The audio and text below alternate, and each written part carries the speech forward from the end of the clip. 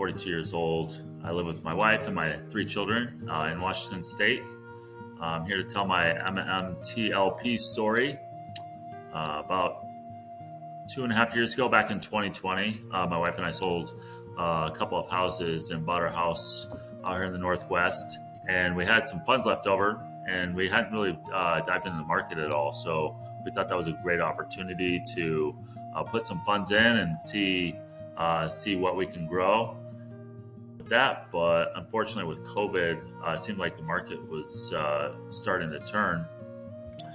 We had got some advice to get an MMAT right after the Torch merger, and so we took quite a substantial amount of our money that was left over, put that in an MMAT, and kind of rode that wave until I want to say October of 2021 when MMTLP became available.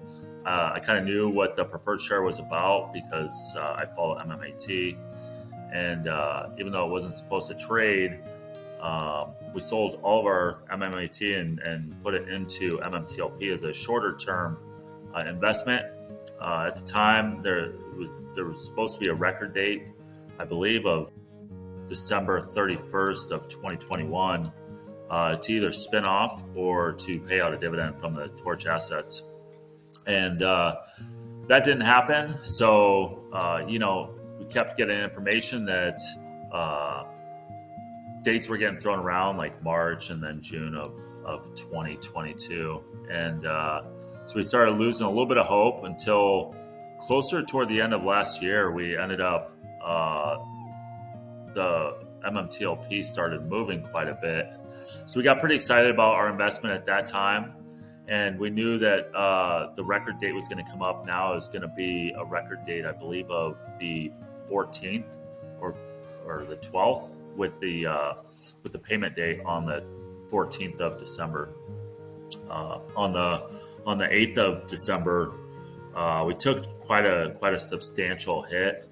The share price was roughly about $7 and then went down to $2.91. It was like a 60% loss on the day, which we weren't really concerned about because we knew that the next couple of days there was only the opportunity to cover any shorted shares, whether those were synthetic or just shorted into the market legit. Didn't really matter. And also we went in with the idea that there was a potential for a massive squeeze, but also just to be a part of NextBridge and an oil play in a time like today seemed to be a really good investment option as well. I work graveyards, and that Thursday night, the night of the 8th, I think it was about 2:00 in the morning, I went on Twitter, and pre-market had just opened. I think it was open for maybe 30 minutes. And I looked at my phone and I saw that the stock was halted. And I thought that was pretty odd, but I'd never done any dividend plays. I didn't really have much market experience anyways. But I thought that it was super odd. And then I think there was a statement released that day from FINRA saying that they were going to halt it all the way through the record date, which really meant that any kind of liquidity that I had through these shares was completely gone. I knew it was definitely going to be going to NextBridge or something was going to be happening. Well, once that took place, the 14th had gone by, and I decided the only way that I could get any information was through the Twitter Spaces, because there wasn't any information being provided by MMAT. FINRA wasn't coming out with anything. NextBridge Hydrocarbons, I didn't think it had anything at the time. They may have released information that they had completed the spin out, but outside of that, there wasn't any forward-looking statements that were being made. So, our idea was that we were going to take the money and, depending on if it were going to squeeze to, some of the amounts that we've heard were pretty substantial. We had, I think roughly around 10,000 shares. And, we were hoping to be we had enough to pay off all the vehicles, which was our original investment idea anyways. Once we saw the $12 share price, we were pretty excited, but we knew that it had way more potential, so we didn't sell any of it at the time. So we decided to keep our loans the way they were and move forward and hope for the best. Now we're February 24th, and still there doesn't look like there's any liquidity options whatsoever. FINRA has been completely, there's been no transparency with them, as well as really any of the entities that are involved.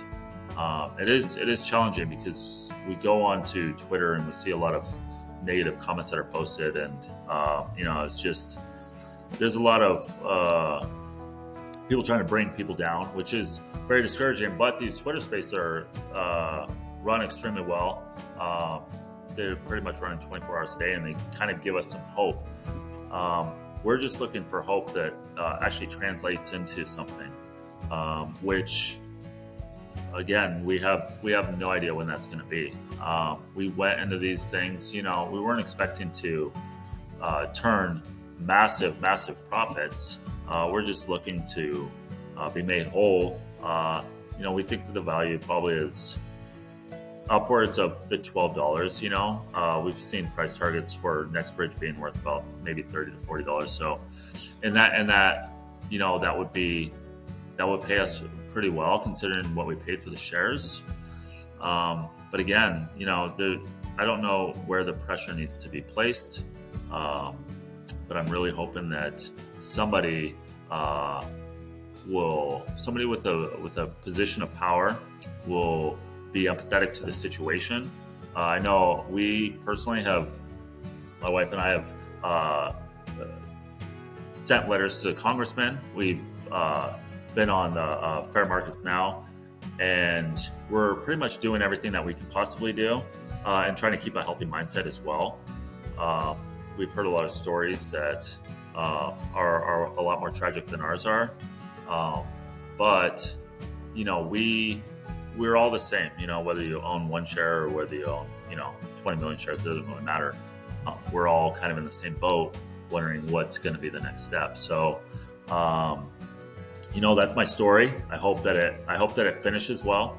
My family is reliant on getting something back out of this so we can, take a vacation, pay off a car, whatever we decide to do at the moment with whatever amount that's going to be. Just some finality to this play would be nice.